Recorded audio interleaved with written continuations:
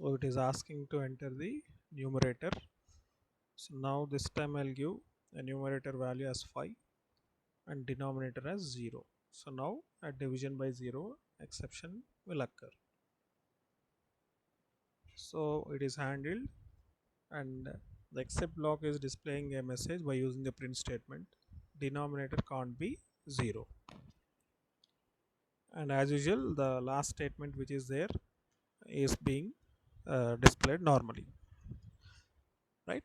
So what we have done in this program is we have read two integer values x and stored them in x and y respectively, where in x you are storing the numerator and in y you are storing the denominator, and then we are performing that division operation in the try block and displaying the quotient value. And if an exception occurs, that means if you give as input the denominator value as 0, then an exception occurs and the except block will be executed, and this will display denominator cannot be 0. If exception does not occur, this except block will not be executed. So that was evident in the previous instance of execution. So let me execute it one more time. So now I'm giving say 20 and denominator as a non-zero value 4. So normally it will display quotient 5. So what is happening? The program is executing in two ways. The first way is you don't give denominator as 0, you give a non-zero value, then it will calculate the quotient and display the quotient value. The second instance is you give the denominator as 0, then what will happen? This statement here will generate an exception, and you observe once this exception is generated in this first line of the try block, the print statement which is there after that is not being executed, right? Even though we are handling the exception in our program, the program is not terminated abnormally, but any statements that you have written after the line where exception occurs inside the try block, the remaining lines will not be executed in the try block. In the program the remaining lines will be executed, but within the try block, after the line where exception occurs, the remaining lines in the try block will not be executed. So that is the reason why this print statement is not being executed. That what is being executed, so whenever exception occurs here, automatically the control is transferred to this except block by skipping this print statement. So once you go to this except block, what is there in the except block, that statements will be executed, and after execution of those statements in the except block, you will not go back to this print statement because you came back from there, right? Instead it will continue the execution with the rest of the programs which are after which rest of the instructions which are after the except block, right? So for example, here in the first line you have opened a file, and in the second line exception has been generated, and in the third line you are closing the file. So what will happen? So the file will be opened and an exception will occur, and as a result you will come to the except block, and then you will continue execution with the rest of the program which is after the except block, but you will not execute the statement which closes the file, so the file will remain open. So in that case we have to go for finally block. So we'll see it in another example program for that one. So this is fundamentally how to use a basic try and except block, a single try block and a single except block in a Python program. So this is how exception handling works. So what type of exception you are handling here? Zero division error. Okay. So now let us see another example.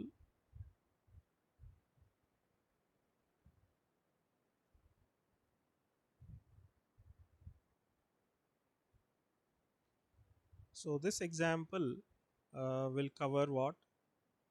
Another program.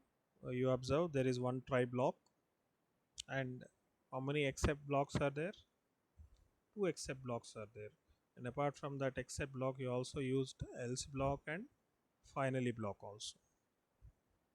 Okay, so you're opening a file called myfile.txt in write mode.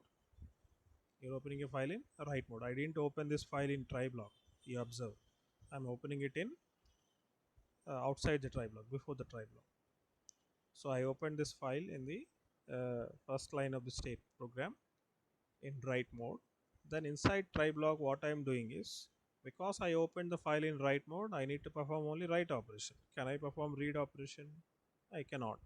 But what I am doing, I am trying to read by calling the read function using the file object f, right? So I'm trying to print that value returned by that read function, that is a string. So an exception will be generated. So what type of exception will be generated? IO error will be generated or value error will be generated. So two types of exceptions I am handling here. The first except block will handle IO error. Second except block will handle value error, right? So if IO error occurs, what will happen? This print read operation is not supported will be printed. If a value error occurs, then it is going to display a message data error.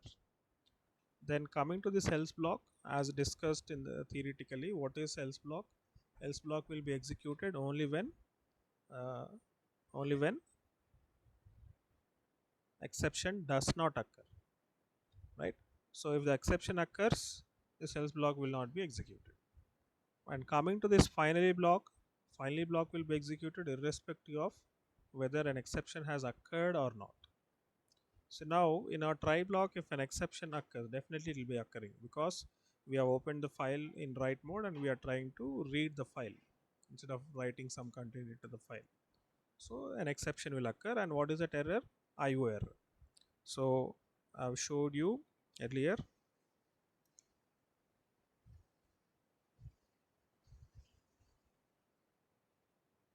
So what is IO error? Raised when input or output operation fails. So input or output operation fails means that input or output operation can be from an input device or an output device or even a file also. For example, it is mentioned in the parenthesis here, opening a file that does not exist also comes under IO error. Or you are trying to perform a read operation by opening the file in write mode, or you are trying to perform a write operation by opening a file in read mode. So whatever type you try to do, you will not be able to perform that input operation or output operation. Reading and writing is nothing but input and output operation. So because it is related to the input and output operation, IO error exception will be generated. So we need to define an except block which will handle that IO error exception. And so in the process of handling, what you are doing, you are displaying a message to the user, read operation is not supported, and a value error occurs. What is value error? Raised when the arguments passed to the function are of invalid data type or searching a list for a non-existent value, right?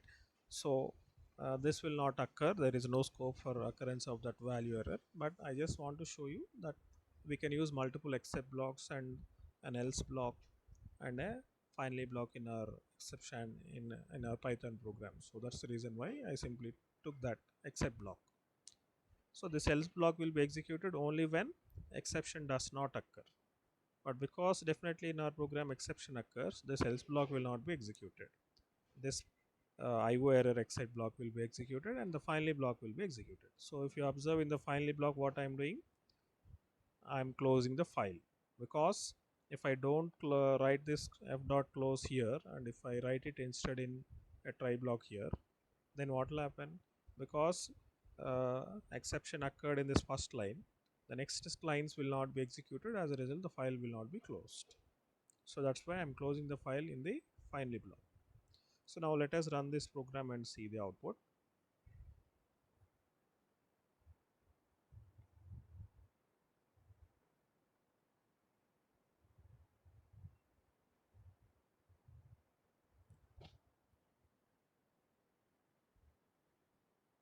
So read operation is not supported and closing statements were executed. So finally block is executed and the first except block IO error is executed. So this print test will not be executed. Okay, and even this value error will also not be executed.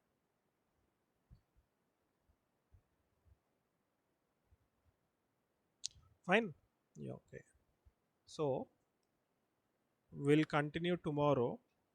Let me know if you have any other doubts. You can ask me now. The continuation will take it tomorrow.